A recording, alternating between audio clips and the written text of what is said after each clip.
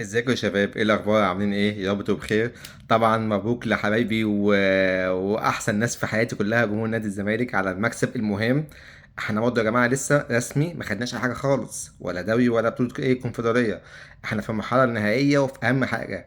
انا بقى برضه طلع باكد تاني، بقول لكم اهو كده فاضل ان شاء الله 3 ماتشات بس. انا عاوز الزمالك يكسب 3 ماتشات بس. انبي اللي جاي ان شاء الله باذن الله، والاهلي، ويكسب الماتش اللي هو الذهاب بتاع في الجزائر، والباقي تعادلوا. شوف، يعني احنا اصلا ناقصنا في الموسم كله كام؟ 6 ماتشات. المفروض 4 في الدوري، واللي هو الذهاب والعودة بتوع الكونفدرالية. انا بقول لك يا سيدي، الذهاب اكسب ماتش، وتعادل يا عم بتاع القاهرة حلو.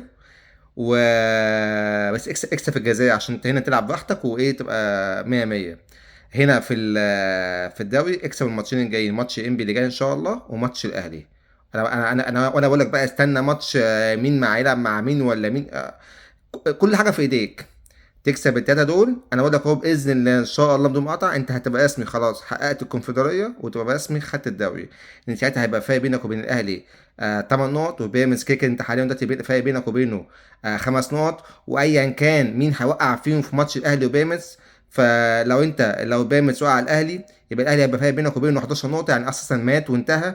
لو الاهلي هو اللي كان وقع بيراميدز، يبقى ساعتها برضه هيبقى الاهلي، وانت كسبت الاهلي، هيبقى فيها بينك وبين بيراميدز 8 نقط، وبينك وبين الاهلي 8 نقط. فانت عشان كده بقول لك ايه، يبقى انت خدت الدوري رسمي. عشان كده بقول لك ايه، في الحالتين ايا كان في ماتش بيراميدز مين هيوقع مين مش مشكله، المهم انت تكسب النادي الاهلي. فانت بالتالي كده كده تبقى انت ضمنت ايه، ان انت خدت الدوري ان شاء الله باذن الله. وماتش الكونفدراليه هتكسب الماتش الاولاني اللي هو في الجزائر، وتيجي يا عم في اسوأ الظروف تعمل حنجله كده زي ما عملتها في ماتش شباب بلوزداد، وتتعادل. يا عم ده انا بتكلم في اسوأ الظروف، بس ان شاء الله هنكسب ذهاب وعوده يعني. او يا عم تعادل في الجزائر، والعب الماتش اللي هنا في القاهره واكسبه. ايا كان يعني، انا قصدي ايه، انا بحاول بس اقول لكم ان احنا ايه، في ال6 ماتشات دول لو كسبنا 3، اللي هم اللي بالاسم دول، الانبي كده بالترتيب، انبي، اهلي، وماتش اللي هو الاولاني بتاع شباب بتاع اتحاد العاصمه ان شاء الله في النهائي. انت يا باشا كده خدت كل حاجه في جيبك. واخر ماتشين بقى بتوع سموحه وبتوع سيراميكا يتلعبوا بقى في نص الدوري، يتلعبوا كده. يتلعبوا زي ما تلعبوا. احنا كده هنريح اللعيبه، وهنلعب بالناشئين، واللي عاوز يروح المنتخب يروح. الدنيا هتبقى حلوه، واحنا بقى نحتفل بقى، يبقى فعلا رسمي نحتفل، واحنا البطوله في ايدينا. لكن دلوقتي عشان انا شايف في نغمه في ناس ايه بتحتفل من دلوقتي، لا اوعى تحتفل. نحتفل لما تبقى كل حاجه رسمي ان شاء الله باذن الله.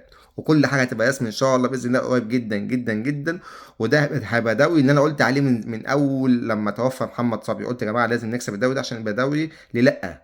ليه لا؟ ممكن يبقى دوري محمد صبري، وناس قعدت تخش ايه، تتريق عليا في الكومنتات، وي وي وي، وسبحان الله بعد كده طلع الموضوع ده ايه، ترند. فالعبد لله اول واحد قالها.